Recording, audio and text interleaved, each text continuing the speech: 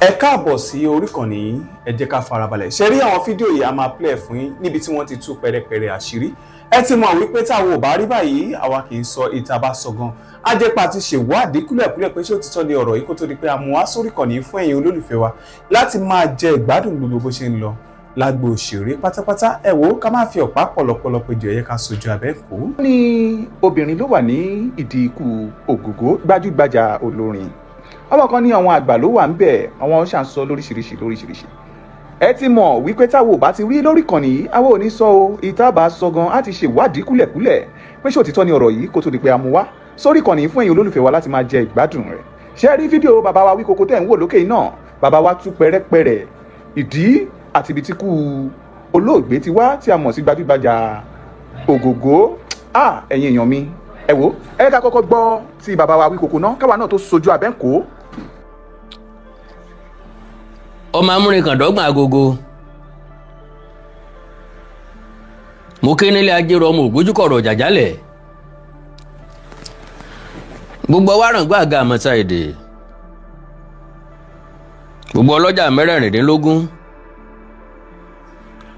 ẹ̀yin baálẹ̀ níjòyè gbogbo ẹ̀yin ọ̀tọ̀ ọ̀kú lóòlù pátá jákèjádò àgbáyé ni mo kí yín o. Ikú ìpẹta lójú ran nkú ò ní pa wá láì tọ́jọ́ á dàgbà á dògbó láṣẹ Èdùmàrè ẹni máa kú á dàgbà ìbànújẹ́ ò ní wọlé wa. Mo kí nílé alára mo kí nílé ajérò mo kí nílé ọwárangún gbogbo abánikẹ́dùn pátápátá gbogbo wa ṣe nítorí ara wa ni. Òkú ọ̀mẹ̀yìn àárọ̀ ọ̀run ọ̀sẹ̀ tí a sọ bárọ̀ ọ̀run bá ṣẹ́ tí a sọ ọyẹ́ ó mú tó wẹ̀ kọ́ mọ́ fi nu omijé wa nù kúrò bí ẹ má sunkún mọ́ àwọn àgbààgbà nù ilé àwọn dà torí pé ojúlọ́kọ́ ọmọdé tó kún pín ní sí gbọ́dàgbà yóò padà kú lélẹ̀ tó túmọ̀ sí pé gbogbo ẹni ó wálé ayé pátá ni ó padà lọ alákejì. Àkàndá ọ̀rọ̀ Awíkonko Àjàó àrò Awíkonko asọ̀rọ̀ lójú ọlọ́rọ̀ àánú Olódùmarè ò ní fi wálẹ̀ o. Táíwò Hassan Ogogo ó ti dára lẹ̀ ó ti fi kú ṣàgbà wa. Ohun Yínká Quadri Délé Odùlé Abbey Lanre àwọn mẹ́rẹ̀ẹ̀rin ọ̀hún ìkànnì wọn lágbo òṣèré. Ẹni tí yóò rí àárín àwọn mẹ́rẹ̀ẹ̀rin ń tọ́ ó gbìyànjú pọ̀ lóòótọ́. Yínká Quadri Ogogo àti Délé Odùlé ní gbogbo èèyàn máa ń rí lójú kámẹ́rà. Brain behind gbogbo wọn náà Abbey Lanre ni. Bí ọ̀tún ṣe sinimá bí ọ̀tún ṣe fíìmù Abbey Lanre ni ó direct ẹ̀.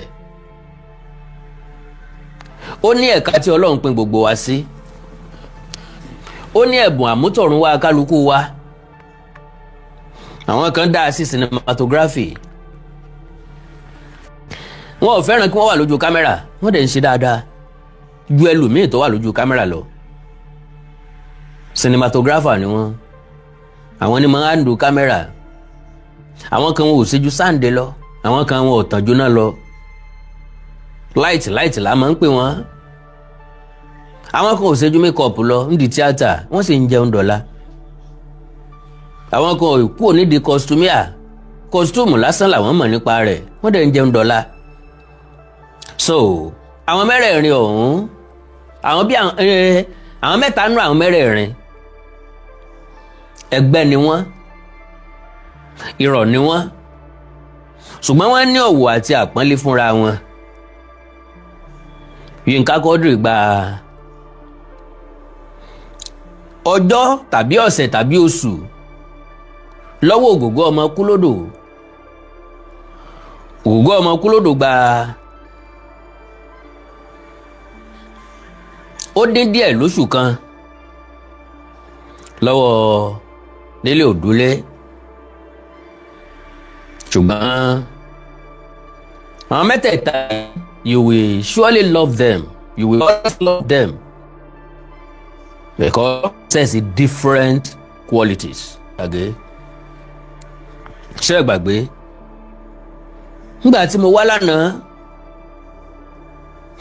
tí mo jẹ́ kó yé wa ni wípé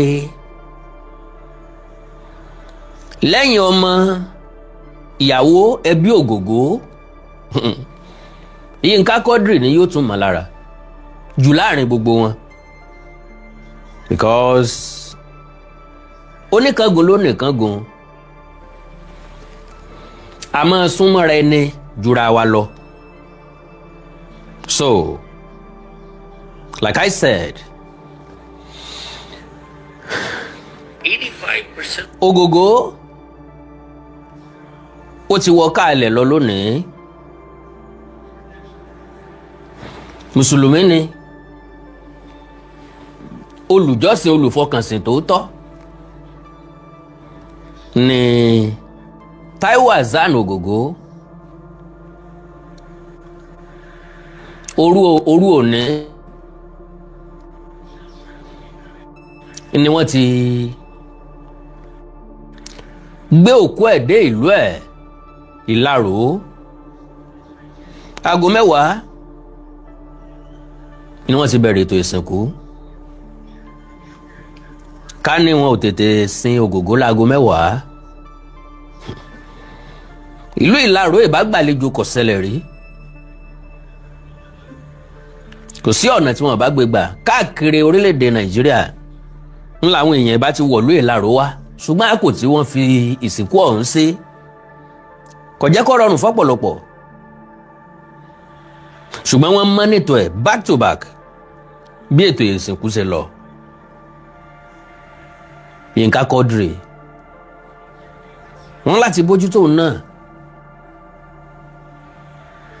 Ṣé náà kejì ọ̀tàn ni? Ṣé náà kejì ọ̀tàn ni? Ṣé náà kejì ọ̀tàn ni? So ṣé náà kejì ọ̀tàn ni?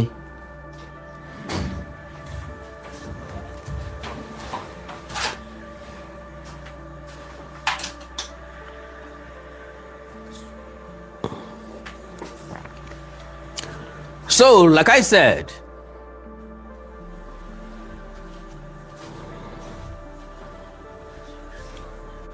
wọ́n láti bójútó Yínká Quadri torí wípé ẹkún tí máàlù yẹn sun lónìí nìkan bí ìgbà tó ọmọdé bá ń sunkún ni o. Ẹ ṣẹ̀ṣẹ̀ nílò láti béèrè bóyá ikú Ògògó dùn Yínká Quadri tàbí kò dùn.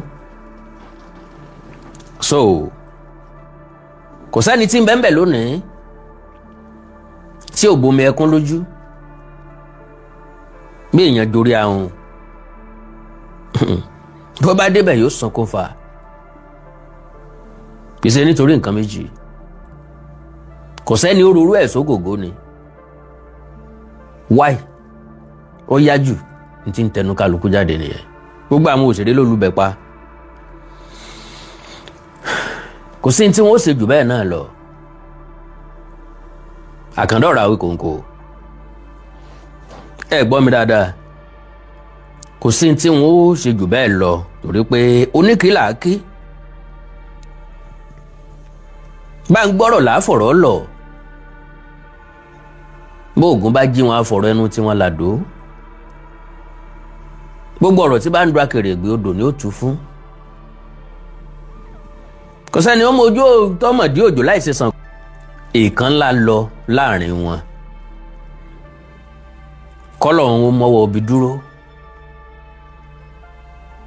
àwa yẹ kú òsí a ṣẹ̀ṣẹ̀ tún lè máa sọ eléyìí òun fúnra wa wípé gbogbo ẹni ó wá sáyé God bless you sir ni yóò lọ sálà kejì. so kí làwọn ìṣẹ̀lẹ̀ tó ṣẹlẹ̀ kó tó di pé àgbà Òṣùgbó fọwọ́ okùn lélẹ̀? kí làwọn tó ṣẹlẹ̀ kó tó di pé Táíwò Àsánù jọ̀wọ́ ẹ̀mí ẹ̀ lékú lọ́wọ́? kò sẹ́ni tí kì í lọ́rọ̀ ìkẹyìn, kò sí, gbogbo ẹni tó máa kú ọ̀rọ̀ kan ni wọ́n sọ tí wọn ò fi ní sọ mí mọ́. kí làwọn ọ̀rọ̀ tí Táíwò Àsánù sọ?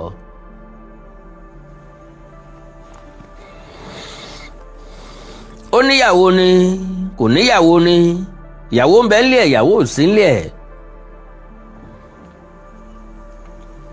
iléyùn ọkọ̀ jàǹtí tèmi àkàndọ̀rà okòǹkò lè tí mo lè nìkan dáhùn, ibẹ̀ yẹn dẹ̀ kọ́ ni mo bá wá lónìí. so now wọ́n bí Yínká Quadri lọ́jọ́ 6 oṣù kẹsàn-án ọdún 1959. wọ́n bí Ògògó lọ́jọ́ 21 oṣù kẹwàá ọdún 1959.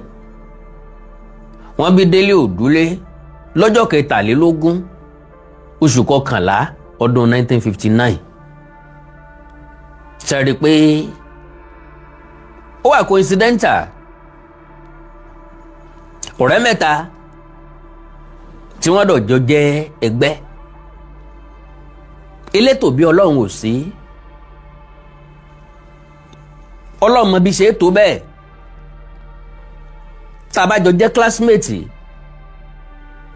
lo and behold a lè má jọ jẹ́ the same age, lọ́pọ̀ ọgbà a tó máa ń jẹ́ the same age bracket,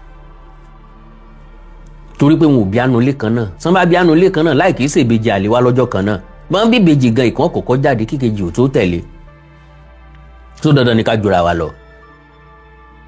ṣùgbọ́n mẹ́tẹ̀ẹ̀ta ní respect tó pọ̀ fúnra wọn, kálukú dẹ̀ ló ń ṣe dáadáa nínú wọn. nínú àrò mẹ́ta,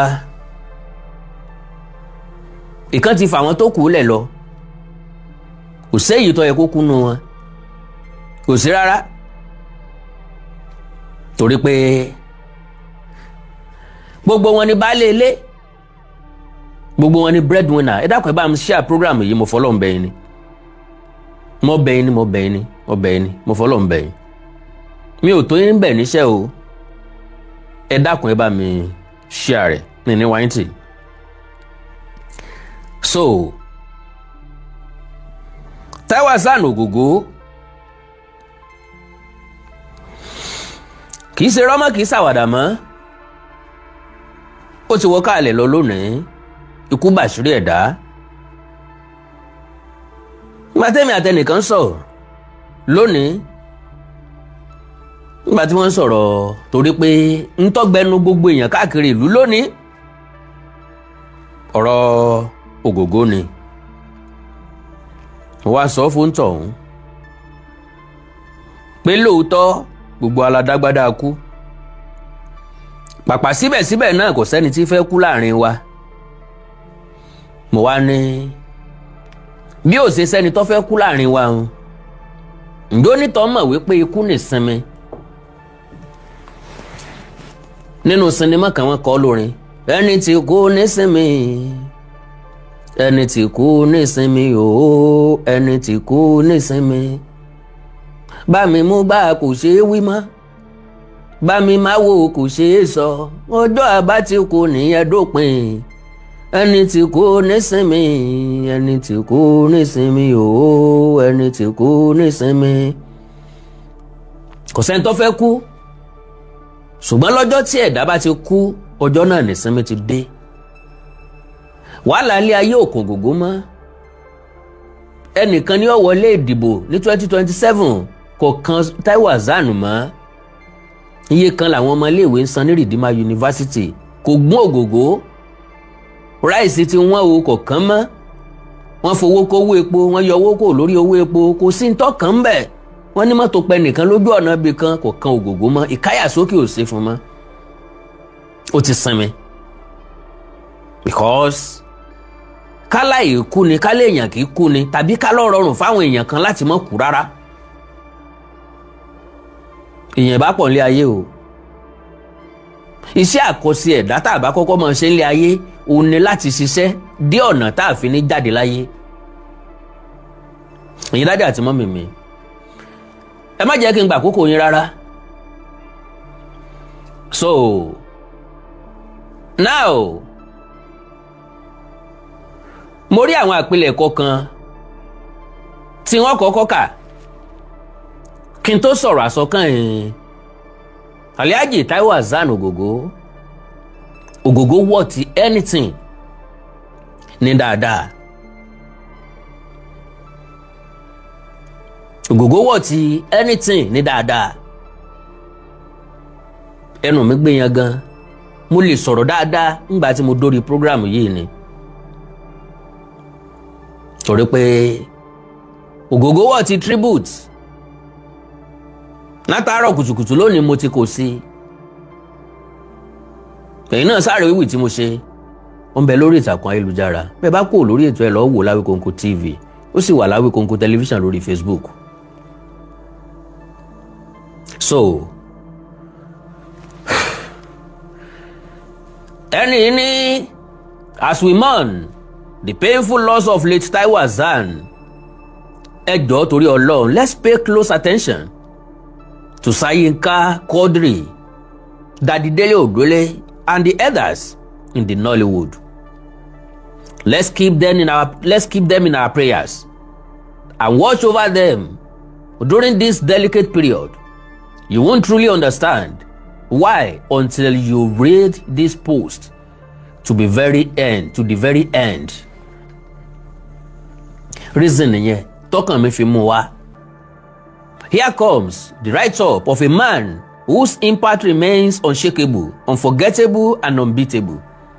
The life we live is sometimes beyond understanding. The life we live is truly a mystery. We came into this world on different days, from different places, with different stories. Ìyá ọ̀tọ̀ọ̀tọ̀ ló bí wa.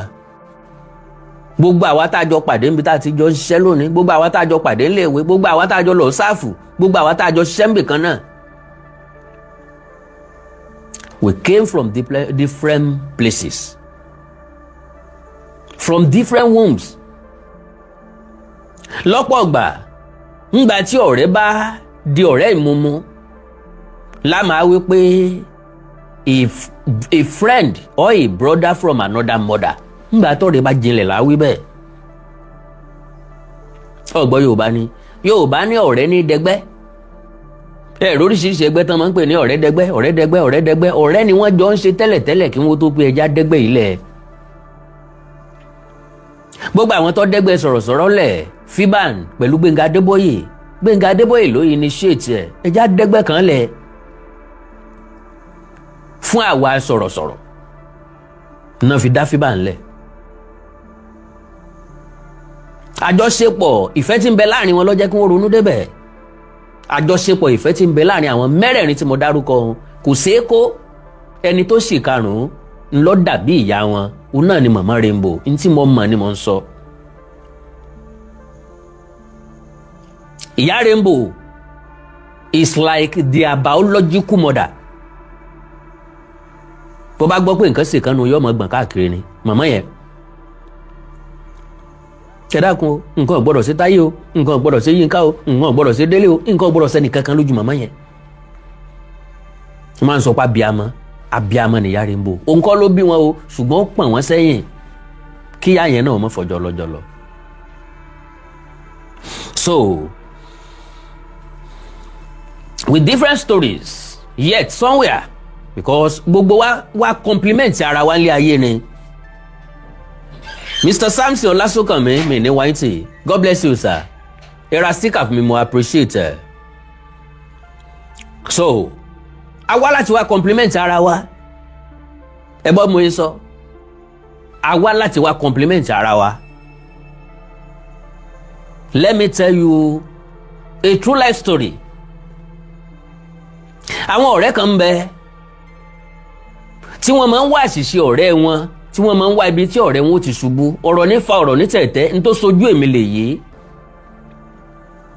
Lánàá mo brief ọ̀rọ̀ kan nípa lọ sí stage play lájàṣẹ́ ní Kútọ́nù àtàlájì Yínká Quadri àtàlájì Táíwò Hassan Ogogo àti Mama Rainbow. Mo dẹ̀ sọ fún yín pé àwọn ní star tá a fẹ́ fi tajà ń bẹ̀. Gbogbo ìgbà tá a bá ń ṣe rìhásà a máa ránṣẹ́ sí wọn pé ẹ́skísà ń ta fẹ́ lọ ṣe lọ́hùn, ta fẹ́ lọ ṣe ijó, ta fẹ́ jó níta, ẹja jó nínú ilé. Wọ́n á sọ fún wa pé ká fáwọn date. Gbogbo ọjọ́ tá a mú wọn ò láǹfààní àti wá. Wọ́n ní a máa wọ́rì pé táwọn bá débẹ̀ a máa narrate story fáwọn, àwọn dẹ̀ máa àti ẹ̀ dáadáa. Sure, kò sẹ́ni tó jí pẹ́pẹ́pẹ́ lójú oorun nínú àwọn tí mo dárúkọ tí ò ní heart perfectly. So àwa ti dé sílẹ̀ sí Àjàṣẹ́ Port Novo. Ńgbà táwọn dé àríbá wọn bí tán wà. Aláǹfààní àti sọ̀rọ̀ púpọ̀ dìgbà tí gbogbo èèyàn ti sanwó wọlé tán.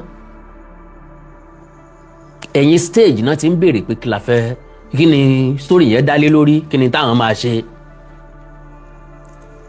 Lọ́jọ́ náà lọ́hùn-ún Ogogo la fẹ́ fi gbá líìdì. Ṣùgbọ́n gbà tá a narrate story fún Alhaji Táíwò Hassan Ogogo kọ́lọ́hún dẹlẹ̀ fèèyàn re. N tí bàbá sọ lọ́dún náà lọ́ọ̀ ni pé ó ti pọ̀ jù, pé n ta fẹ́ káwọn ṣe yẹn ti pọ̀ jù, àwọn ò lè sáré gbé sórí. Alhaji Yínká Quadri come to his rescue. Wọ́n tẹ́rí gba róòlù yẹn. Akígbe ọba lásán l'Ogogo ṣe. Ṣé mọ̀ pé ìrètí wa ó pin, ìrètí wa ó dòfo t'Alhaji Yínká Quadri ò bá sí ńbẹ̀. Ṣé mọ̀ pé nǹkan tẹ̀yìn èkúrọ́ tẹ̀yìn ní fàǹfà t'Alhaji Yínká Quadri bá wo wípé kò lè ṣe náà nù, ẹ fi ẹ a wò ra wa nísìn. So n tí mo fẹ́ mú jáde ńbẹ̀ ni pé gbogbo wa wálé ayé yìí má wo ẹnìkankan gẹ́gẹ́ bí ẹni tí ó wà useful, má wo ẹ̀sìn ọ̀rẹ́ rẹ, má ṣiṣẹ́ lórí àléébù ẹnikẹ́ni. Ojú ẹ̀ ó tó já àárẹ̀ sí ẹ̀ nísìn. Stop doing that. Ẹ jẹ́ amúlé ayé gún ká múlé ayé tòrò. Ilé ayé òjò báyìí náà lọ, Ogogo ti lọ ló jẹ́ ká máa sọ. Bí ó bá ṣe dáadáa bá ṣe máa sọ náà rè. Látòkè délẹ̀ ẹni tí ó sọ wípé Ogogo ṣe nǹkan tí ò dáa kò tí ì sí. Àwọn ò bá wọn gbé, à ń rí wọn briefly pàdé location náà ni. A ní grace láti jókòó tì wọ́n, ọ̀nà jìn síra wọn, reality. Ṣùgbọ́n wọ́n wà nínú ẹni tí wọ́n encourage wa táwa náà fi mọ̀ pé ọjọ́ ọ̀la ó dáa. Wọ́n bá lé wa sẹ́yìn pé ta lẹ́yìn, who are you, kí lẹ́yìn jẹ́, ta kí lẹ́ lè jẹ́. Distinct production, God bless you sir, kí lẹ́ lè jẹ́. A máa wà discourage. A ní dé làtà ibi tá a là dé lónìí. So má wo ẹ̀sìn ọ̀rẹ́ rẹ. God bless you sir, God bless you ma. So now ó ní point tí mo mú jáde o.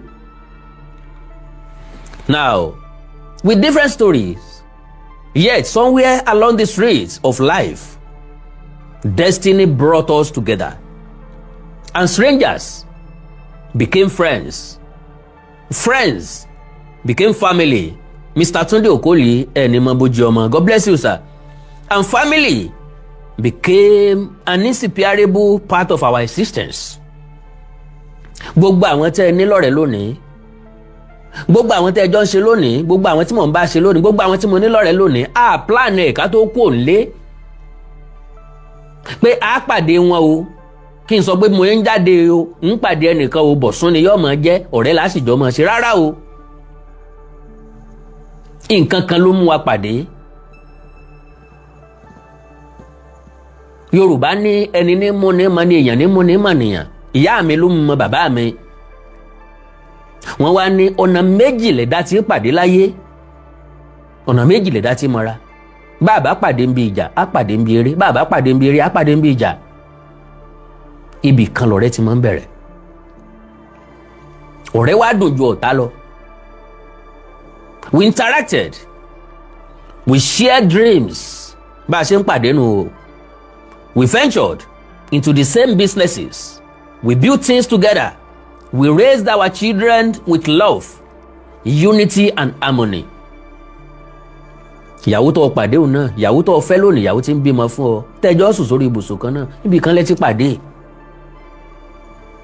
Àìmọye ọkùnrin àtobìnrin ló jẹ́ pé orí ọ̀kadà wọn ti pàdé. Inú mọ́tò wọn ti pàdé. Ojú agbóǹpa tí wọ́n ti pàdé. Wọ́n sì jẹ́ ìyàwó àtọkọ alálùbáríkà fúnra wọn. Majority ló pàdé nínú ṣọ́ọ̀ṣì, wọn ò ní ayọ̀ àtàárọ̀ dálẹ́ rí. Majority ló pàdé ní àsálátù ní mọ́sálásí, wọn láyọ̀ àárọ̀ dálẹ́ rí. Yídì wọn ti pàdé o níjọ́ ìtúnu àwẹ̀, yídì wọn ti pàdé lọ́jọ́ iléyá. Ẹkún lórí ẹkún, ìyà lórí ìyà ni. So, at first, Mr. Olaoluwatoyin, God bless you, sir. Ṣé mo get here? At first, we were like water. A mọ̀ sọ pé kò síbi tó mi ò lè sàn dé, kò síbi tẹ́dá ò lè sàn dé. Separate and flowing in our own directions. But with time, life brought us too close that we became like blood. Connected by blood, nobody had to force or explain exactly how Daddy Yinka Ogogo and Udule are presently before death took one out of the three national heroes. God bless you, sir.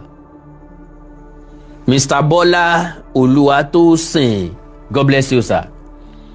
So, perhaps it was simply written in the book of destiny, but then comes that painful reality we can never escape: death. Oh, Mrs. Bola Oluwatoyin, God bless you, ma. Mi ni wainti, God bless you, ma. Death, the food every living soul will eventually taste, came quietly and took away one of the major parts of this family without warning. Ikú ò sọ fún wa. Without permission, kò gba àyè lọ́wọ́ wa, and without saying goodbye. Kò jẹ́ kí Ògògó láǹfààní láti juwọ́ sí a. Kó rẹ́rìn músẹ́ kí tọ́rọ̀ ẹ̀kẹ́ èèyàn jẹ jáde kó sọ pé bye bye, mo ń lọ rè o. Ẹ̀yin náà ń bọ̀ lọ́jọ́ kan o, ṣùgbọ́n ẹ sáyé rè o. Ẹ jẹ́ kí kó kásẹ̀ rí mọ́ yín lọ́wọ́. Because òye yé mi, bí àlùjánnà bá ń bẹ, ilé Ògògó nù. Lórí àárẹ̀ tó wà hàn, ó ní gbọ́kànlé nínú Ọlọ́run, ó ní gbàgbọ́ nínú Ọlọ́run, yóò sì máa fọkàn ṣàdúrà ni. I know him to that extent. Sorry. And now, the question that keeps echoing in my heart is, how are the people left behind feeling right now? Ṣé wọ́n ti dákẹ́ ẹkún? Sáwọn ọmọ ti gbóúnjẹ sẹ́nu? Ṣé kò sí àmì kan nínú ilé wọn lọ́ọ̀dẹ wọn lọ́wọ́lọ́wọ́ báyìí? Gbogbo ẹni tó lọbẹ̀ pátápátá ló ti padà sínú ilé wọn. Wọn ò jẹun kí wọ́n tó lọ. Kálukú ti fi nǹkan kún gbà tí wọ́n délé. Bẹ́ẹ̀ lómi bá lóun ọ̀jẹ̀ ìyàwó ẹ̀ pé kí ló dé? Kẹ́ ẹ má jẹun láti ìsìn tó oṣù mẹ́wàá. Kò dá Ògògó padà, ẹ fi nǹkan nù. Ní tó ti bàjẹ́ ká má jẹ́ ọba tí ò ti bàjẹ́ jẹ́. Ṣẹ́yìn náà gbọ́nú ọ̀rọ̀ rẹ̀, ó ní ọ̀sà séun fáìmọye oṣù fáìmọye ọdún. Ṣẹ́yìn náà tún wá gbé ọ̀sà ni, ẹ má kó bá mi o, ẹ jẹun o. Ẹ̀rù ń yọ mí bà bí mo bá rántí ọjọ́ àti rọ̀run, mo bá dé oyè àbẹ̀fẹ́ Olúgbénga Adéwùsì lọ́kọ, ẹ̀rù màmá ń yọ mí bà o bí mo bá rántí ọjọ́ àti sùn o. Kákèmí nìkan ní yàrá, gbogbo ayé àrèlé. ìwà mi á bá mi dé sàré òkú o, owó àtọmọ ò lè bá mi lọ, á lọ láàrú lóòótọ́. Ògògó nìkan wọ́n kìbọ̀lẹ̀ ọmọ kúlódò, wọ́n rọ́yè pẹ̀lẹ́ lórí, kò sólólùfẹ́ tó pé ẹ dákun torí Ọlọ́run ẹ dáwọ́ sọ́fẹ̀ dúró, ẹ jẹ́ ń bọ́ ọbẹ̀ kẹ́ ẹ rọ́yè pẹ̀lẹ́ mi náà lórí mọ́ bẹ́ẹ̀, kò sí bẹ́ẹ̀ yẹn bọ́ ọbẹ̀ wọ́n yọ jáde padà. Onílé relé Ògògó wà ń bẹ̀, Ògògó wà ń bẹ̀. So how are the people left behind feeling right now? May God strengthen the family. Friends, colleagues, and everyone whose heart is heavy with this loss, let us remember them in our prayers. I honestly never wanted to bring this on board, but I cannot keep quiet because Taiwo Ogogo Kulodo was not just an actor to me. Honestly, he was a mentor, a father, a builder, a role model, and one of my favorite actors. And when I say favorite, I mean every word of it. Your impact was felt. Your craft spoke. Màmá tí mo lájọ sọ̀rọ̀ lónìí, ó ní Ògògó sì mọ heart bí ẹni pé nǹkan yẹn ṣẹlẹ̀ rí life. And that was the truth. Nothing but the truth. Acting ẹ̀ ó máa jẹ́ kí acting ó wù ọ́. With that simplicity, yóò máa deliver lẹ́yọ̀ kọ̀ọ̀kan. You will fall in love. Your presence mattered, and sense of fashion and action are undeniable. Kò fẹ́ action pọ̀ bí Ògògó now. What are you talking about? And you talk of man of action. You see Ògògó látòkè délẹ̀ tán bá sọ pé ọmọ kí ló ṣe network yìí? Ògògó wọ́n sọ. So sleep peacefully, bá mi. May your soul rest in perfect peace, and may God grant your family the strength to bear this irreplaceable loss. Rest in peace. Taiwo Ogogo Kulodo. Ẹnìkan lọkọ ránṣẹ́ bẹ́ẹ̀. Alright. Mo mọ̀ pé iná ó ṣeé ṣe kẹ́ bá fídíò yìí pàdé. Ìkan nínú àwọn fídíò tí Taiwo Ogogo, Alhaji Kakodre, Kurama Tete àti Délé Òdúlé tí wọ́n ti jọ dúró nígbà tí wọ́n lọ fíṣítì film village ọ̀gá Délé Òdúlé. Àwọn brothers everybody kí ló ń ṣe wọ́n? Ọ̀gá mi tó dàgbà jù láàrin wọn. Orí àwọn bàdá mi. Òwò ẹbí Délé Òdúlé ṣe ń sọ̀rọ̀, kí ló ń ṣẹ̀yìn? Ẹ fẹ́ mẹ́ni tó dàgbà jù láàrin wa ni. Orí àwọn bọ̀dá mi ò pé bí ẹni pé wọ́n jù lọ láìmọye ọdún.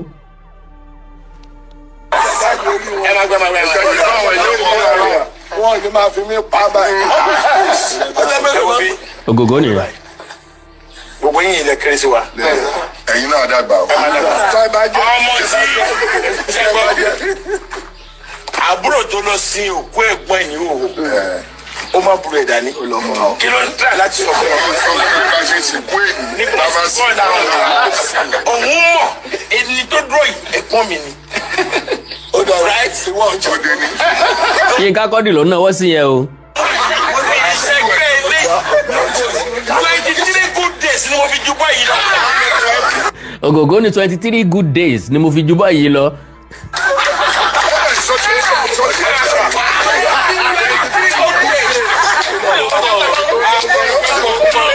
23 good days. Now, lánàá fídíò kan resurface, àbọ̀ surface ní ẹ̀yìn grammarian lórí ìtàkùn ayélujára. Nínú ìfọ̀rọ̀wérọ̀ tí Ògògó, Alhaji Taiwo Ogogo ṣe pẹ̀lú sọ̀rọ̀sọ̀rọ̀ kan níbi tí wọ́n ti sọ̀rọ̀ nípa bí àìsàn wọn ṣe bẹ̀rẹ̀. Mo nígbàgbọ́ pé rí i. Nínú ẹ̀ ni wọ́n ti ṣàlàyé iye oṣù tí wọ́n tán fi bátù ọgbẹ́ inú, àìsàn ọgbẹ́ inú. báwọn ó ṣe máa po ẹ̀jẹ̀ àti bẹ́ẹ̀ bẹ́ẹ̀ lọ. Meanwhile lọ́pọ̀lọpọ̀ ìgbà bẹ́ẹ̀ èèyàn bá ń wúkọ́ tí bá ń po ẹ̀jẹ̀ àwọn èèyàn sọ wípé àṣàsí ni, wọ́n á ní wọ́n fún ní nǹkan jẹ ni. Medically ọ̀pọ̀lọpọ̀ nǹkan ló lè ṣẹlẹ̀ bẹ́ẹ̀ tẹ́dà ó fi po ẹ̀jẹ̀. Kó lè wà on record ẹ̀já gbọ́rọ̀ lẹ́nu Alhaji Taiwo Hassan Ogogo fúnra lára wọn.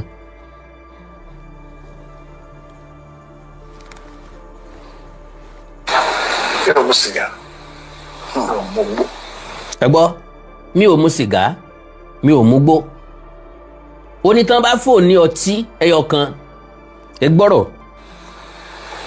In fact, àwọn tó ń mọ̀ mi tí máa gba ìgò ọtí kan báyìí, ìgò Schweppes méjì máa wà lẹ́gbẹ̀ẹ́ tí mo máa fi mix ẹ̀.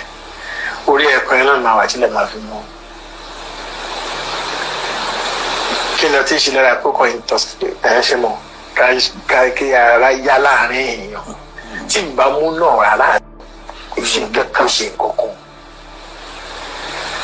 Location kan mo lọ lọ́jọ́ náà lọ́hùn-ún mo ṣàkọrí pé nǹkan kan mú mi níbí báyìí. Ó mọ mi lẹ́yìn nítorí báyìí.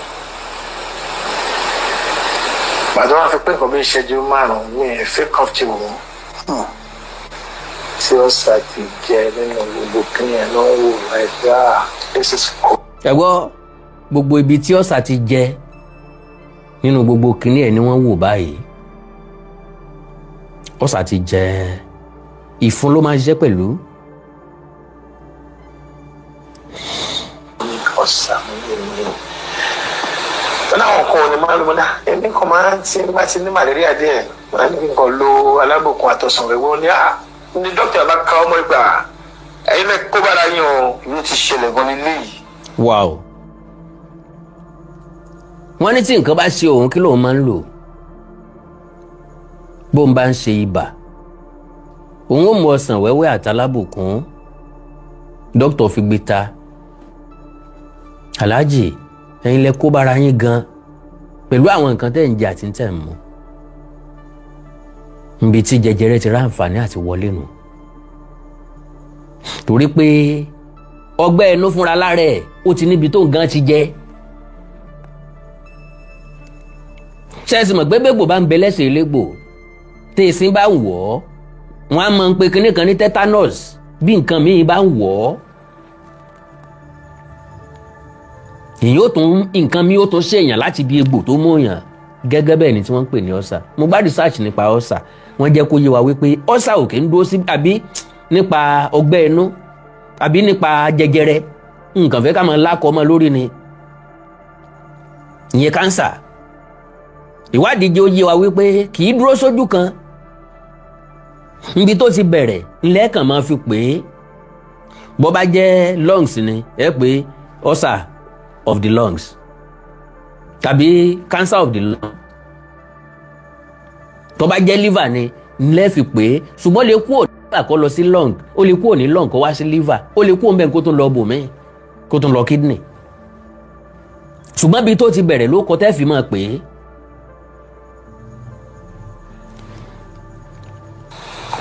Ọ̀sán ẹ̀wẹ́ kẹ́ ọ ní ọ̀sán ẹ̀ ti wà lára yín bọ̀ gbogbo nǹkan tẹ́ ń lò sí malaria ṣe yìí òun ló dá gbogbo ìṣú ilẹ̀ pátápátá.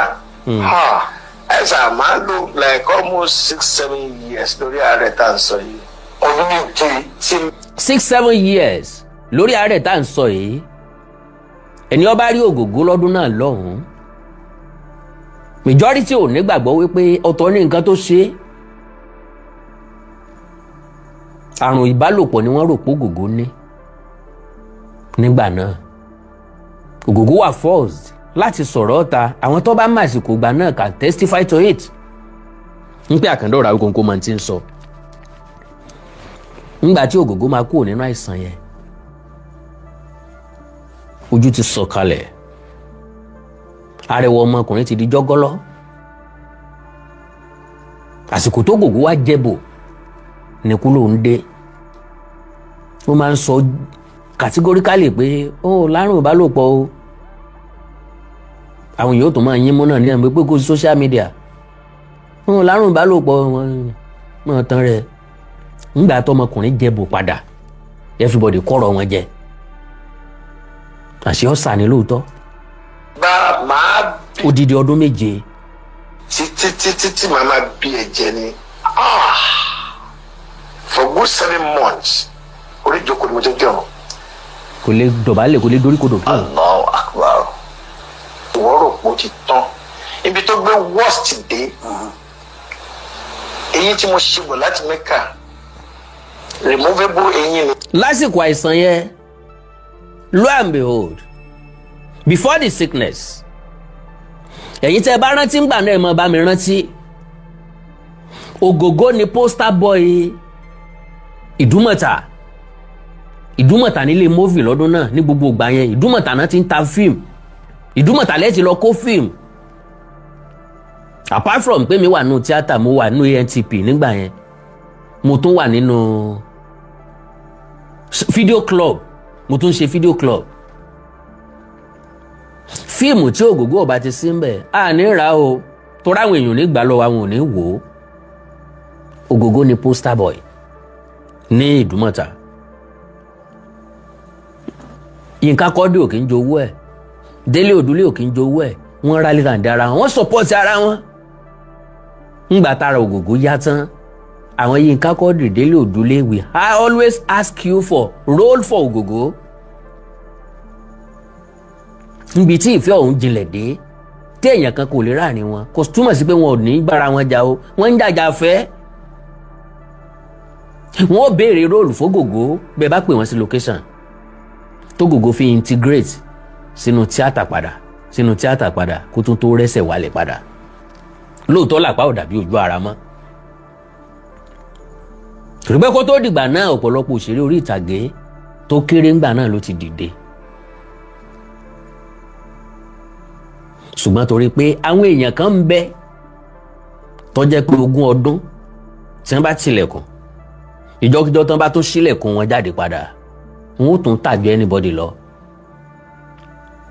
ìbẹ̀ rántí Ibrahim Chatta ó sọ ńgbà kan tóun bá ti pé iye ọdún báyìí òun ò ṣe sinimá mọ́ ẹ̀bẹ̀ pọ̀ ní ẹlẹ́bẹ̀ àwọn èèyàn bẹ̀rẹ̀ sí ní bẹ̀ dákun máa ṣe máa bá wa háàtì afẹ́ máa rí ọ afẹ́ ńgbà tí ẹ̀bùn wà ní o bí èèyàn lásán bá dánrú ẹ̀ wò ọjà ọ̀tàn gbá ẹ̀. Ibrahim Chatta is one of those people tó lè sọ pé mo fi iye ọdún kan lẹ̀ wọn háàtì mọ́ n ó tún padà háàtì tó bá yá. Is somebody like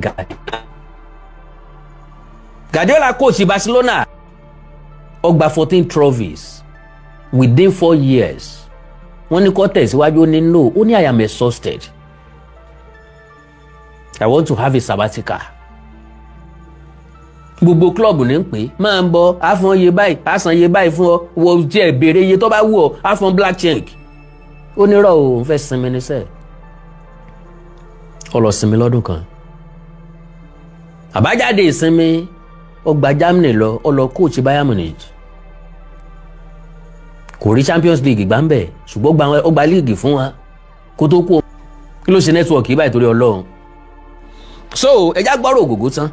tó máa ń yọ kò sẹ́ni tó wọ́n ya stars báyìí ó máa ń mú àwọn èèyàn kan lọ ṣe ni jẹ́ ọkọ̀ mú kan tí ẹ̀ ọ̀hún yìí wá kí wọ́n bá mú un dání báyìí níwájú ilé mi mo dẹ̀ díjú báyìí sọnù. Ó sọ yín mọ́kànù. All right. Irú èèyàn wo l'Ogogo? Àpilẹ̀kọ kan náà rèé. The mark of a true father. Beyond the screen, Alhaji Taiwo Hassan Ogogo was his children's greatest hero. Àtàwọn ọmọ ẹ̀ wọ́n máa ṣe bí bébì wọ́n máa ṣe bí ọmọ kéékèèké. They say a man's truest legacy is not the wealth he leaves behind or even the trophies on his behalf. It is the depth of love in the hearts of his children. Àwa bàbá ẹ jẹ́ ká máa sún máwọn ọmọ wa ẹ jẹ́ máa bá àwọn ọmọ wa ṣeré. Ẹ má jẹ́ káwọn ìyàwó wọ́n sọ wá di ẹkùn tágìrìgì gbére ẹ̀ níjà. Òde kẹ́rù ọbẹ̀ lẹ́rù òde káwọn ọmọ ọmọ gbọ̀n jìnnìjìnnì ẹ já yọ eléyìí kúrò nínú oríkì àwa bàbá. Play with your children. béèrè tí wọ́n kọ́ léèwé, béèrè tí wọ́n jẹ, béèrè pé sí wọ́n ti jẹun, mú wọn wá sọ́dọ̀, gbé wọn lẹ́sẹ̀ tán bá kéré. irú bàbá bẹ́ẹ̀ lògògó, àwọn ọmọ ẹ ti dàgbà ṣùgbọ́n still ìmọ̀ ń ṣe wọ́n bíi bébì ni, yóò sì máa wú ọ lórí. So in Nollywood and millions of fans mourn the passing of the iconic Alhaji Taiwo Hassan, affectionately known as Ogogo. Our focus here shifts to the beautiful unbroken band he shares either on our television screens, but to his children, Lolade, Ibrahim, Halima, Lima, and Kira, he was simply daddy. A present, fiercely protective, and deeply loving anchor who poured his absolute best into raising children. The profound grief and absolute dedication shown by his daughters and son during his final days didn't happen by accident. It was the harvest of a lifetime of deliberate, unconditional fatherly love. He didn't just provide. Torí majority nínú wa a nígbàgbọ́ pé kákan ṣiṣẹ́ owó ni, kákan pèsè owó ni, mo ti ránjẹ sílé fún wọn, mo wà láwọn, mo sanwó aṣọ, mo sanwó skul wọn, mo raṣọ sí wọn lọ́rùn. Ẹ wo, ẹ jẹ́ kí màmá ọmọ ṣe dákun torí Ọlọ́run, gbé ìfẹ́ rẹ sáwọn ọmọ rẹ lọ́kàn. It was the harvest of a lifetime, a deliberate and unconditional fatherly love. He didn't just provide, he listened, he monitored, he mentored, and he stood as their biggest cheerleader. He taught them humility. Àwọn ọmọ yẹn ní respect and unity, virtues that shone brightly as they stood firmly by his side until his very last breath. Ìyàwó méjì Alhaji Taiwo Hassan Ogogo ní. Kọ́ wá lè mọ̀ pé ọmọ ìyàwó rẹ̀ ọmọ ìyálé rẹ̀. Ìyálé according ó bímọ méjì. All right. Here we believe in celebrating our legends, not just for their acts, but for the beautiful humanity they brought to our world. Ogogo didn't just act out of fatherhood on screen. He lived it perfectly in his own home. Thank you, Baba, for showing the world that it truly means what it truly means to be a loving father. The devotion of your children is the ultimate proof that you ran a glorious race. Our hearts and prayers continue to be with the Taiwo Hassan family. Your father's crown of love will never fade. Yẹ́rì pé mi náà sọ bẹ́ẹ̀ pé àwọn ọmọ yẹn ogun ńlá ni. Now, ẹ já sọ̀rọ̀ díẹ̀ nípa first wife Ogogo, Madam Ajoke Taiwo. There's something unique about this man. Being a devoted Muslim, do you know pé Christian ìyàwó ẹ̀ àkọ́kọ́? Alhaji Taiwo Hassan practice Islamic religion, ìyàwó ẹ̀ practice Christianity. Ẹ̀sìn kan ò dí kan lọ́wọ́. Ogogo ọ̀dẹ̀ ever force ìyàwó ẹ̀ pé kó wá ṣe Islam rèé. Àwọn àfáà kan sọ bẹ́ẹ̀ pé ìjọba mú ọ tó fi ń ṣe Islam tíyàwó rẹ̀ wá ń ṣe kiri yó inú náà nílé rẹ̀. Ìmí gan lè sọ pé ó yẹ kán pọ̀ ni. Níbi tí wọ́n sínwé dé, ó lè pẹ́ ó yẹ kán pọ̀ ni. So Alhaji Taiwo Hassan tí gbogbo èèyàn fẹ́ràn lélẹ̀ yìí, ó ń ṣe mùsùlùmí jẹ́jẹ́, ìyàwó ẹ̀ ń ṣẹ̀sìn kírísítẹ́nì jẹ́jẹ́. Ìyá Jésù gan ni wọ́n ń pè ìyàwó ẹ̀, kì í ṣe pé ń yọ ọ́ sí lábẹ́lẹ̀ o, ìyá Jésù wọ́n ń pè é. Ajoke Taiwo, the woman known as Iya Jesu. Ajoke Taiwo is the first wife of the late Nollywood veteran Taiwo Hassan, popularly known by his stage name Ogogo, one of the Yoruba cinema's most recognizable actors, whose death on August 23, 2026, following a battle with stage 4 cancer, has drawn tributes from across the Nigeria entertainment industry. Affectionately known within a community as Iya Jesu, a nickname reflecting her devout Christian faith. Ajoke's marriage to Ogogo crossed a religious line that many Nigerian couples navigate with quiet care, while Ogogo remained a devout Muslim throughout his life and career. Ajoke practiced Christianity, with the couple maintaining their individual faiths within their household rather than either partner converting to match the other. A domestic arrangement that speaks to a brother often unremarked upon reality of interfaith family life across Yoruba land. Together, Ajoke and Ogogo raised 2 daughters, Alima Taiwo and Shakira Taiwo, whose names themselves carry the blended religious and cultural identity of their upbringing. Ogogo will later marry a second wife as well, a family structure not uncommon within certain Nigerian cultural and religious context, particularly among the 4 Muslim households of his generation. Mẹ́lọ́lọ́run wí lọ́rọ̀ àwọn Mùsùlùmí, mẹ́lọ́lọ́run wí lọ́rọ̀ àwọn Christian náà. Àwọn ìgbàlódé pásítọ̀ ló dojú gbogbo ẹ̀rú ní ọkọ kan aya kan, wọn ò wá là fún wọn pé ẹni tí ó bá ṣe alàgbà àbẹ́ni tí ó bá joyè díkìn ni wọ́n ní kó fẹ́ ìyàwó kan kó lọ́kọ kan. Kì í ṣe gbogbo ayé. Olùdásílẹ̀ church ń bàbá mi, ìyàwó 9 ló ní, mọ́ mi ni ìyàwó tó kéré jù. Ìwọ náà wá imagine ká ní wọn ò bí mi ayé. Kẹ́ ní mẹ́ntí ń jáwé kónkó. Ká ní wọn ò bí mi sáyé. Bá mi ti lé lọ́mọ 100 ọdún kan tó bí mi. Èmi rèé o. Ń lọ jẹ́ kí gbogbo ojú ó tètè funfun o. Ń táwọn ọmọ Ọ̀yọ́ kan fi máa ń bú mi nu. Ó ti kékeré darúgbó. Kò majority wọn ò sì dáa tó mi. Bá bá jọ dúró lójúkojú, majority wọn ò lè dúró bí tí n bá dúró sí. Irun gbọ̀n funfun, irun orí funfun, ń bọ̀ jẹ́ pọ̀ máa arúgbó ni mí, ó máa farúgbó ara bí. So, beyond the details,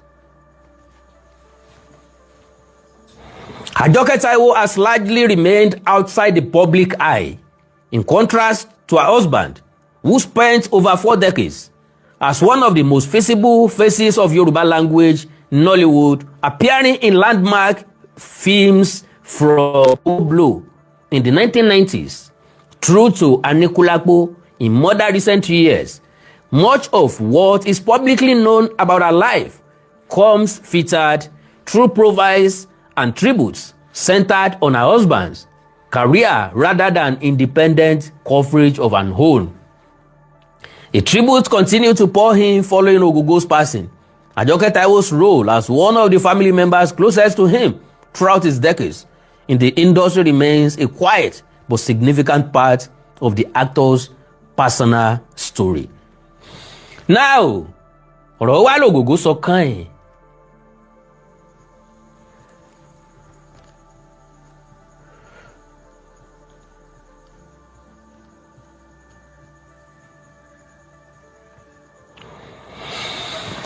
Gẹ́gẹ́ bí ọ̀kan nínú àwọn ọmọ Alhaji Taiwo Hassan Ogogo ṣe fìta, ó screenshot WhatsApp message wọn àti bàbá ẹ̀ níbi tí bàbá ẹ̀ ti sọ pé don't cry. Ogogo ni mo gbọ́ pé òun sunkún. Ẹ mọ̀ pé tẹ́ bá ń sunkún ẹ máa jẹ́ kí ìbànújẹ́ ó kún ọkàn mi. Ṣé ẹ nígbàgbọ́ nínú Ọlọ́run Allah ni? Tẹ́ bá nígbàgbọ́ kò sí nǹkan kan tí yóò ṣe mí. Ní tí wọ́n ń pè ní akẹnu, ní tí wọ́n ń pè ní babanu. Ibẹ̀ la ti máa ń lo òwe gbàmígbàmí ọ̀yàgbà. Ẹranko wúro ń lé mi bọ̀ kò yọmọ ọdẹ. Ó ń fi àwọn ọmọ ẹ̀ lọ́kàn balẹ̀. Ẹ já gbọ́, one of the daughters of veteran Yoruba actor Taiwo Hassan, popularly known as Ogogo, Kira Taiwo, has shared an emotional message she exchanged with her father before his death. Kira shared the message on an Instagram story on Monday, following the actor's death on Sunday at the age of 66. The conversation, dated July 26, showed Ogogo reassuring his daughter and urging her to remain strong. In the exchange, Ogogo told Kira that seeing her and her sisters smile gave him strength, while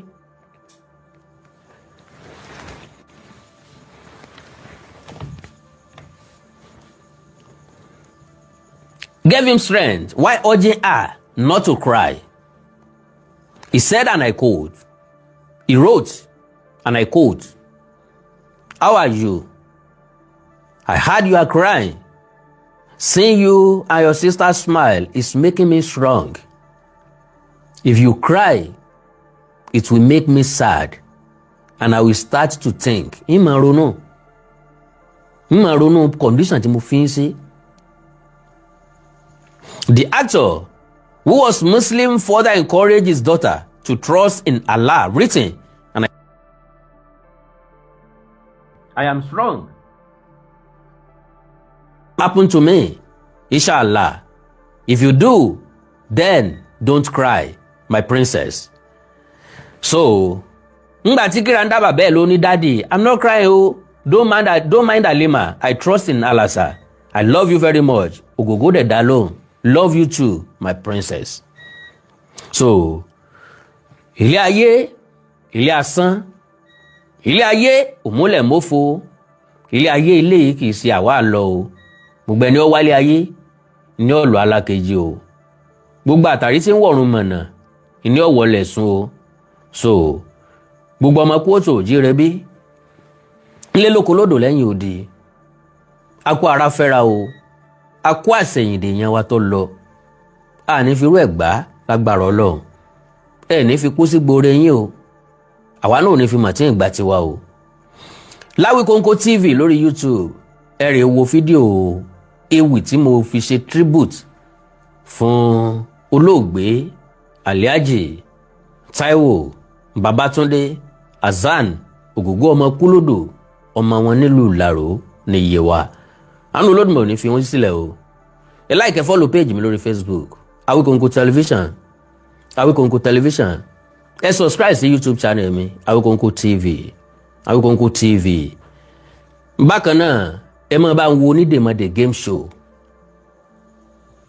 Mo ti upload another episode sí Awíkóńkó TV. Kọ̀nà ní nǹkankan fún ìgbélárugẹ èdè àti àṣà Yorùbá ni, for the preservation of Yoruba language, culture, heritage and traditions. Kò sẹ́ni mo rí sẹ́yà. Àánú Olódùmarè ní fèsì. Ẹni nǹkan pàtàkì tẹ́fẹ́ kájọ sẹ́jà sọ lórí WhatsApp +234 904 851 9362 +234 904 851 9362. Gbogbo ẹ̀yin tẹ́ ra sticker fún mi pátápátá, iná ò ní tán wo yín o. Ẹ ní jẹgun kẹ́yìn ẹran. Ikú ò ní pa yín, àìsàn ò ní ṣe yín. Ẹ ní di àrùkiri yàn tó kù lágbára Ọlọ́run. God bless you. Orun ayọ̀ lásùn o. Àní tójú òun dojú ikú. I love you all. Bye gàrí o.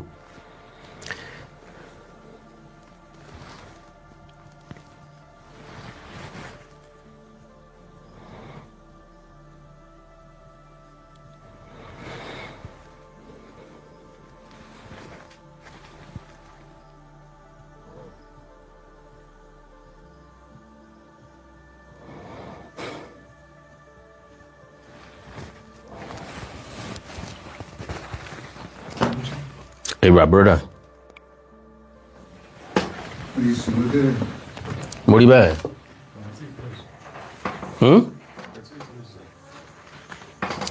Kò ì close lóòótọ́, kí ló dé? Why you no close?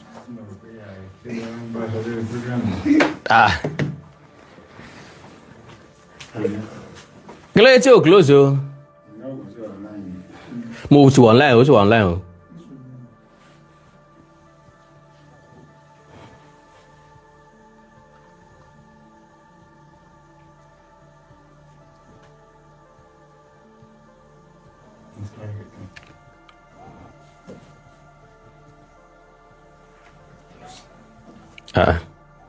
Kí ló dé?